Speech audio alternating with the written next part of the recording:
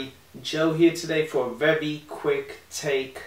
This time on the newest release from Christian Dior, Dior Homme.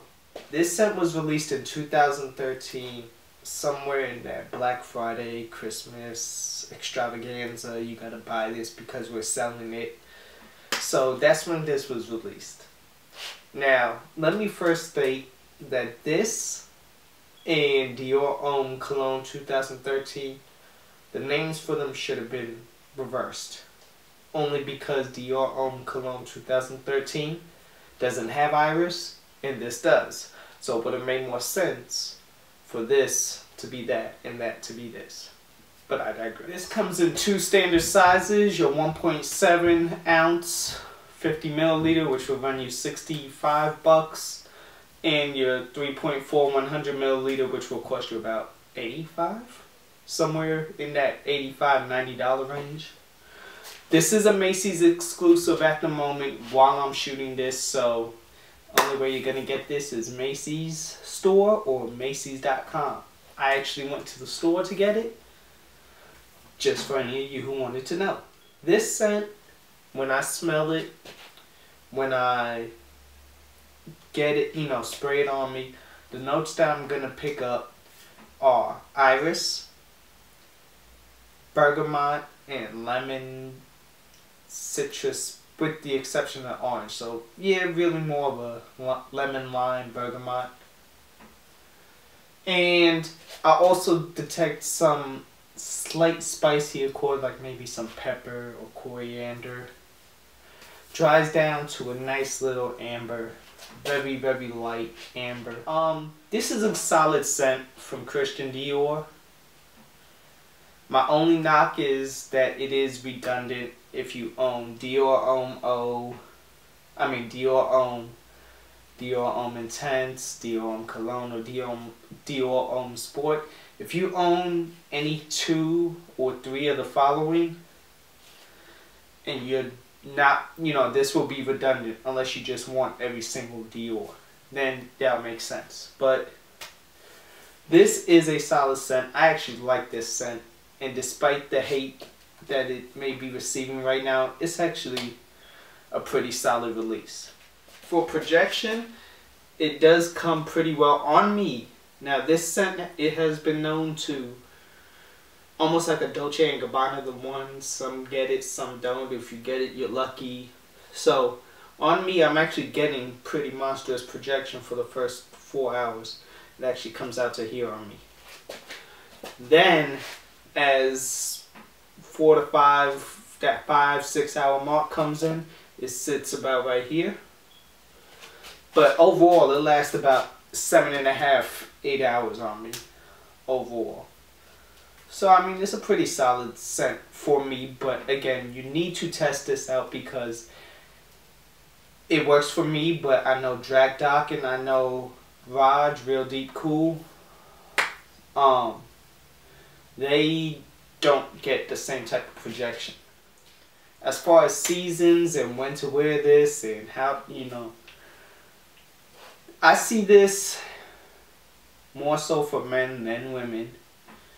But women, wear what you like when you want to wear it. This could be just about a signature scent. I could see this as, it wouldn't surprise me if somebody told me, yeah, this is my signature scent. But I wouldn't personally put that in the same kind of category. When I think of signature scents for designers, I think of Blue de Chanel, Dolce & Gabbana, the one, things like that, Acqua di Gio, even Armani Co, Chanel Allure Homme Sport, things like that really is what I see more as a signature scent. I cannot necessarily say I see this in that exact category, only because it's just a little bit lighter. But it's not too light that it can't withstand or it can't stand up in the winter. But it just doesn't have enough depth, in my opinion. Maybe if they added a little bit more spice to it, a little bit more amber or something in the dry down, maybe then it would have, you know, given it more of a steady backbone to hold itself. But for what it is, if you use this as a signature set, it is what it is. It wouldn't really surprise me. Compliment wise, this scent really did okay. It actually did a little bit better than average. It wasn't, you know, a Dolce & Gabbana The One or Code Ultimate, John Barbados Vintage, JBB. But it held its own. Most of the compliments that I got were just like, wow, you smell good. Wow, you smell clean. Or wow, that's nice. What is that? But nothing like, ooh, I want to see you. Nah, none of that. So I mean, it is what it is. It is a very pleasing smell. People will like it. Check it out. The type of vision that I'm kind of getting with this is really like a spring day, just relaxed. You know, like those guys that wear like the sweaters, but they don't actually wear them. They just kind of tie them around their neck.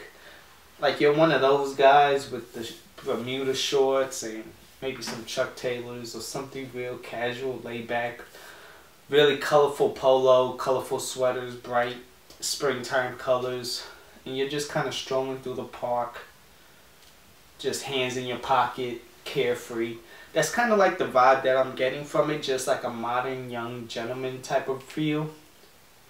You know, with notes of accords of iris, and maybe they got like, I don't know, lemonade stands in the park, and spices actually, maybe instead pollen, or pollen instead is spice that just kind of floats throughout the air very lightly though, not necessarily a heavy pollinated day, but just, you know, it's kind of just trickling throughout the air.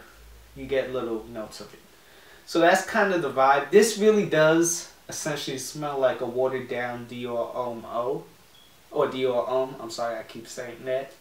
This Dior Homme O smells like a watered down Dior Homme. But this could be a great gateway for those who didn't like Dior Homme or Dior Homme Intense. Because this has, they played it a little bit more safe with this one. And I feel that if you didn't like those two, give this one a shot. And it may help you grow for an appreciation of the other two. Packaging for Dior Homme O. What you're going to get is a dark silver metallic box that says Dior Homme O for men. Almost like the standard Dior Homme line, how they all have something written in that box. You're going to have Dior written right there. The concentration written on the bottom of the box. Back of the box, just a barcode and, you know, where it's made. Natural sprays.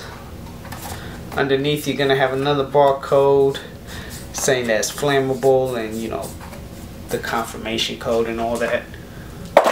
The bottle itself, like any standard Dior Homme bottle, clear, thick cut glass, Christian Dior written on the top, sprayer Dior Homme written as always with a silver rim, black stem, purple juice, very light purple, and the sprayer itself is like any standard Christian Dior. You could do the half sprays and then you could do your full out mist.